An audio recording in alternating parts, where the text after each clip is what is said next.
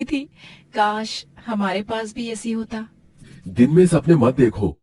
और जल्दी से ये नींबू पानी का गिलास मुझे पकड़ा दो, ताकि मैं इसे पीकर सब्जी बेचने के लिए निकलूं। एक तो पहले ही सूरज सर पर चढ़ चुका है, और आज बहुत लेट भी हो गया है। भूषण ठंडा ठंडा नींबू पानी पीता है और वो सब्जी बेचने निकल पड़ता है।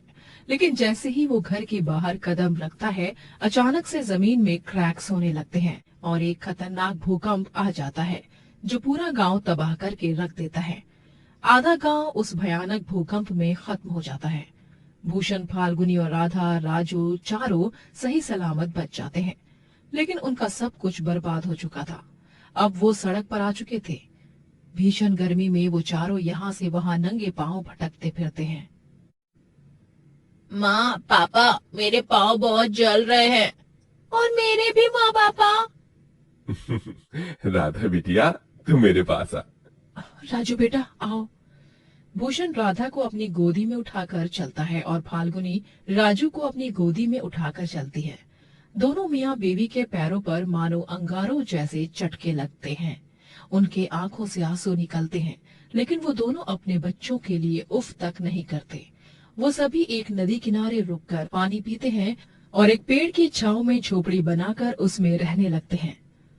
एक झटके में सब कुछ खत्म हो गया। मेरी खेती, मेरा घर, सब कुछ। अब हम कैसे जिएंगे इस जान लेने वाली भयंकर गर्मी में, हमारे बच्चे। जी, आप इस तरह हिम्मत हारेंगे तो कैसे चलेगा भला।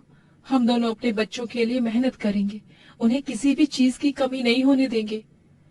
फाल्गुनी और भूषण दोनों ही एक अमीर आदमी के यहाँ नौकरों वाला काम ढूंढ लेते हैं और वहीं पर काम करने लगते हैं। उस अमीर आदमी का नाम धनराज होता है और वो अपनी बीवी सागरिका और छोटी बेटी टीना के साथ रहता था। उनके घर में हर एक कमरे में एसी लगा हुआ था। एक दिन जब राजू और राधा दोनों ही अपने माँ पापा संग काम पर आते हैं, तभी वो टीना के कमरे में बाहर चुपके से देखते हैं। टीना, ये लो बेटा, आइसक्रीम, कपकेक और कोल्ड ड्रिंक्स। आराम से बैठकर पियो और अपना फेवरेट कार्टून देखो। इसके बाद स्टडी करना है आपको, ओके बेटा? हाँ मम्मा, मैं एक बार में समझ जाती हूँ। आप बार बार मत बोला करो मुझे एक ही चीज। मैं कोई दूध पीती बच्ची नहीं हूँ। ठीक है बाबा, जरा कुछ बोलो नहीं कि बस हिटलर बन जाती है। अच्छा, मैं एसी ऑन करके जा रही हूँ। जब ज्यादा ठंडा लगे तब एसी ऑफ कर देना, ओके? ओके। सागरिका टीना के कमरे की एसी ऑन करके चली जाती है और उस कमरे से ठंडी ठंडी हवा बाहर भी आ रही थी, जिसका आनंद राधा और राजू चुपके से उठा रहे थे। वाह यार राजू, है ये टीना कितनी भाग्यवान है ना, इसके कमरे में तो एसी है। हाँ हाँ राधा, काश हम भी एसी में ही रह पाते। तभी टीना उन दोनों को देख लेती है और वो गुस्से से आग बबूला हो जाती है। तुम दोनों गरीब फटीचर लोग यहाँ पर मेरे कमरे के बाहर खड़े रहकर फ्री फंड में एसी की हवा खा रहे हो। बेवकूफ, बेशर्मो, हाँ निकल जाओ यहाँ से। टीना उन दोनों को धक्का मार कर गिरा देती है। तभी वहाँ पर धनराज, सागरिका, भूषण और फाल्गुनी आ जाते हैं। राधा, राधा बिटिया, राजू बेटा, तुम दोनों ठीक तो हो ना? तुम्हें तुम्हें ज्यादा चोट तो नहीं आई ना? नहीं पापा, हम ठीक हैं। पक्का ना बच्चों? हाँ माँ, पक्का। मम्मा, पापा, ये दोनों गरीब मेरे रूम के बाहर खड़े होकर एसी की हवा खा रहे थे। सागरिका और धनराज गुस्सा हो जाते हैं और फाल्गुनी और भूषण को खूब सुनाते हैं। अरे तमीज वगैरह कुछ सिखाया है कि नहीं तुम दोनों ने अपने बच्चों को? हमने गलती कर दी जो तुम्हारे गंदे घटिया बच्चों को हमारे साफ और सुंदर से घर में आने दिया। इनसे कहो कि अभी के अभी यहाँ से रफा दफा हो जाए, वरना मुझसे बुरा कोई नहीं होगा। लेकिन मालकिन, मैंने कहा ना, निकालो इस कचरे को मेरे शीश महल से बाहर, वरना मैं तुम दोनों को काम से हटा दूंगी और किसी और को रख लूंगी। समझ गए तुम दोनों? मजबूर और लाचार फाल्गुनी और भूषण राधा और राजू को झोपड़ी वापस जाने कहते हैं और वो दोनों भी बिना कुछ कहे चुपचाप चले भी जाते हैं। कुछ दिनों बाद थोड़े बहुत पैसे आने के बाद वो लोग एक छोटे से किराए के मकान में शिफ्ट हो जाते हैं। तभी माँ, पापा, हम अब एक घर में रहने तो आ गए, लेकिन यहाँ पर तो सिर्फ एक पंखा ही है। क्या हम अपने घर में एक एसी लगा लें? हाँ माँ, पापा, हमें भी टीना की तरह एसी के कमरे में रहना है और ठंडी ठंडी हवा खाते हुए सोना है। हाय, कितना सुंदर लगेगा फिर तो। मुझे माफ कर दो मेरे बच्चों, लेकिन मैं तुम्हारी ये मांग पूरी नहीं कर सकता, क्योंकि हम इतने पैसे नहीं कमाते जो हम एसी खरीद सके। माफ करना बच्चों, माफ करना। रूठो मत, मेरे पास एक उपाय है जिससे एसी की जैसी हवा लगेगी, लेकिन ये वाली एसी थोड़ी देसी और अतरंगी है। फाल्गुनी गीले रजाइयों को खिड़कियों पर टांगती है जिससे घर ठंडा हो जाता है, लेकिन इसके बावजूद भी दोनों बच्चों का मुंह उतरा हुआ ही रहता है। फाल्गुनी और भूषण भी बहुत दुखी होते हैं। एक दिन भरी दोपहर में जब सागरिका बंगले के गार्डन एरिया में पौधों को पानी दे रही होती है, तभी दो गुंडे आकर उसे एक वैन में किडनैप करके चले जाते हैं। मालकिन! फाल्गुनी, चलो जल्दी, हम साइकिल पर सवार होकर उनका पीछा करेंगे। तुम साइकिल के पीछे बैठकर पुलिस को फोन लगाओ, तब तक जल्दी जल्दी। भूषण और फाल्गुनी दोनों साइकिल पर सवार होकर उन गुंडों की वैन का पीछा करते हैं और आखिरकार उन्हें रोक ही देते हैं। फाल्गुनी सागरिका को गुंडे से अलग करती है और भूषण उन गुंडों को खूब पीटता है। उतने में वहां पर पुलिस आ जाती है और उन दोनों बदमाश गुंडों को गिरफ्तार कर लेते हैं। बाद में जब धनराज और टीना को ये बात पता चलती है, तब उन्हें भी अपनी गलतियों पर शर्मिंदगी महसूस होती है। धन्यवाद भूषण, फाल्गुनी, मैंने तुम दोनों के साथ कभी अच्छा व्यवहार नहीं किया, लेकिन तुम दोनों ने फिर भी मेरी जान बचाई, अपनी जान जोखिम में डालकर। थैंक यू अंकल आंटी, मेरी मम्मी की जान बचाने के लिए। मेरी तरफ से आपको और राधा राजू को भी सॉरी। ये लो भूषण, मना मत करना। इन पैसों को हमारी तरफ से प्यार भरा नजराना समझना। हमें अपनी गलती का पश्चाताप हो चुका है। वो तीनों भूषण और फाल्गुनी से माफी मांगते हैं और भूषण और फाल्गुनी उन पैसों से अपने घर के लिए एसी खरीदते हैं और वो चारों एसी में रहकर बहुत खुश होते हैं।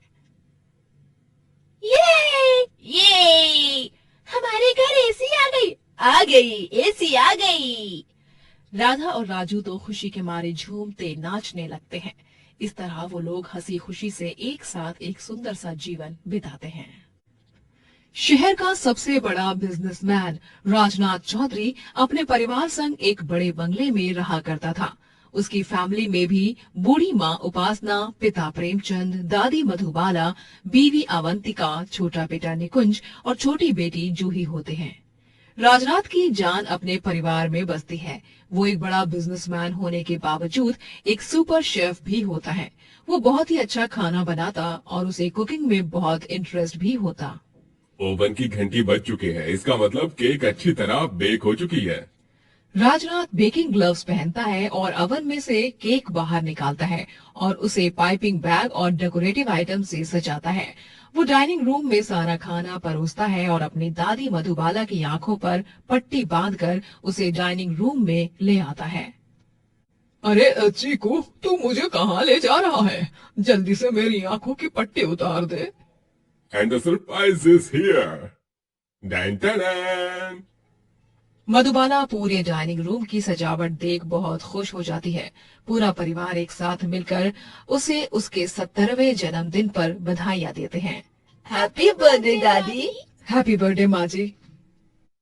दादी, मैंने ये सारे आपके मनपसंद पकवान बनाए हैं। आज आपका 70th बर्थडे है, इसलिए आपके फेवरेट डिशेस आपके लाडले चीकू की तरफ से।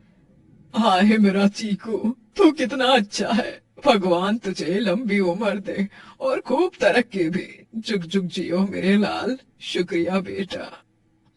सभी खाना खाने बैठते हैं और मधुबाला अपने बर्थडे केक को भी कट करती है। वाह पापा, आपने तो इतना अच्छा केक बनाया है कि बस पूछिए मत। आपने सारी बेकरीज और केक शॉप को फेल कर दिया। बेस्ट केक पापा। अरे आखिर प्रेमचंद चौधरी का बेटा है, फिर इतना मल्टी टैलेंटेड तो होगा ही ना। बट आई मस्ट से राज, खाना भी बहुत ही स्वादिष्ट बना है।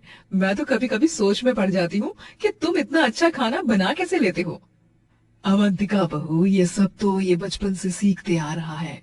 इतना बड़ा महल जैसा घर होने के बावजूद भी ये किचन रूम में आकर पढ़ाई करता और साथ ही साथ मुझे और बाकी सर्वेंट्स को खाना बनाते हुए देखता और देख देख कर इसने सीख लिया। पूरे परिवार को खाना बहुत पसंद आता है और सभी राजनाथ की खूब तारीफ करते हैं और उसे शगुन भी देते हैं। राजनाथ अपनी दादी मधुबाला को एक बड़ा सा तोहफा भी देता है। उसके बाद टाइम फॉर अ सेल्फी। चलिए एक फैमिली सेल्फी लेते हैं। राजनाथ अपनी पूरी फैमिली के साथ एक सेल्फी भी क्लिक करता है, लेकिन उसे नहीं पता था कि ये सेल्फी उसकी उसके परिवार के साथ आखिरी सेल्फी होने वाली थी। अगले दिन जब राजनाथ एक बिजनेस ट्रिप पर जाता है, तभी उसका बिजनेस राइवल खुफिया तरीके से उसके घर में बॉम्ब प्लांट करवाता है और पूरा परिवार बॉम्ब ब्लास्ट में मर जाता है। जब राजनाथ ट्रिप से वापस लौटता है, तभी वो अपने घर को जलकर राख होते हुए देखता है। नहीं, मेरा परिवार, मेरी दादी, मेरे बच्चे, मेरे माँ पापा, मेरी बीवी, ऐसा नहीं हो सकता। ये क्या हो गया? मैं तो बर्बाद हो गया। नहीं। मिस्टर चौधरी, हिम्मत रखिए। इन्वेस्टिगेशन से कुछ ठोस सबूत हाथ नहीं लगा है। आई थिंक ये ब्लास्ट घर से ही किसी सिलेंडर ब्लास्ट या कोई और रीजन की वजह से हुआ है। पुलिस ऑफिसर्स को बॉम्ब का कोई सबूत नहीं मिलता और उन्हें ऐसा लगता है कि ये ब्लास्ट सिलेंडर के या किसी और कारण की वजह से हुआ है। लेकिन बेचारे राजनाथ की दुनिया एक पल में ही खत्म हो चुकी थी। उसकी फैमिली उसकी जान थी और आज वही उससे छिन चुकी थी। इतना ही नहीं, अब वो उसका बिजनेस भी डूब चुका था, क्योंकि उसके करोड़ों के पैसे जो उसने अपने घर की तिजोरी में रखे थे, वो भी जलकर राख हो चुके थे। राजनाथ अब सड़क पर ही रहने लगता है। इतना ही नहीं, वो घास और फूस से एक छोटी सी झोपड़ी तैयार करता है और उसी में रहने लगता है। अब मुझे चीकू कहकर कौन पुकारेगा दादी? अब मुझे पापा कौन कहेगा? अवंतिका, मेरा प्यार, पापा, माँ, आप दोनों तो मेरी जान थे। एक पल में मर गया मैं भी। आप सबकी बहुत याद आ रही है, बहुत याद आ रही है। राजनाथ बुरी तरह सदमे में जा चुका था, लेकिन समय के साथ वो थोड़ा थोड़ा ठीक होने लगता है। अपना जीवन यापन करने के लिए वो गांव में नौकरी ढूंढने लगता है। अखबारों में ये न्यूज छपने लगती है कि कैसे इतना बड़ा बिजनेसमैन इतना गरीब बन चुका है। अरे ये देखो कौन मेरे पास नौकरी मांगने आया है? इतना बड़ा बिजनेसमैन राजनाथ चौधरी। लेकिन अफसोस, अब ये अमीर नहीं रहा। इसकी हालत तो बद से बदतर हो चुकी है। अब तो ये हमसे भी ज्यादा गरीब हो चुका है बेचारा। राजनाथ जहाँ कहीं भी जाता, सभी उसे ताने कसते और उसे बुरा भला बोलते हैं। उसे बहुत बुरा लगता है, लेकिन वो इस हालत में था कि वो किसी को कुछ भी नहीं बोल पाता। राजनाथ पूरे एक हफ्ते तक गांव में जगह जगह पर जाकर नौकरी ढूंढता है, लेकिन लोग इतने बुरे होते हैं कि वो उसे जानबूझकर नौकरी नहीं देते।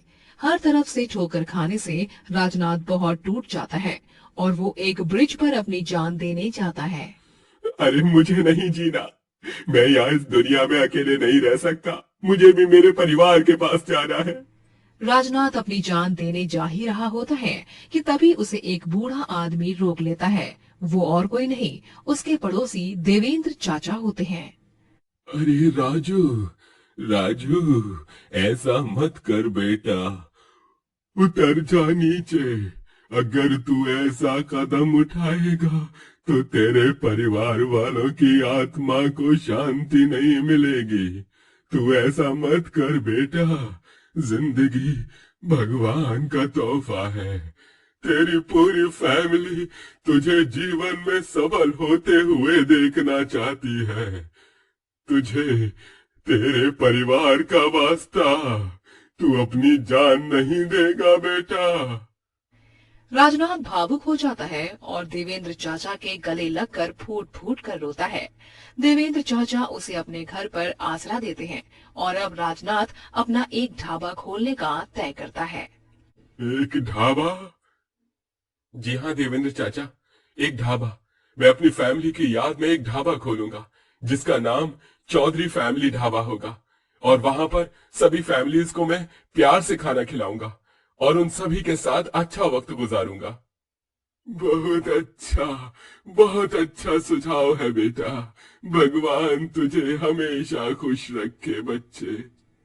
राजनाथ ढाबा खोलता है और उसका नाम चौधरी फैमिली ढाबा होता है, जहाँ पर फैमिलीज खाना खाने आती हैं और राजनाथ सभी फैमिली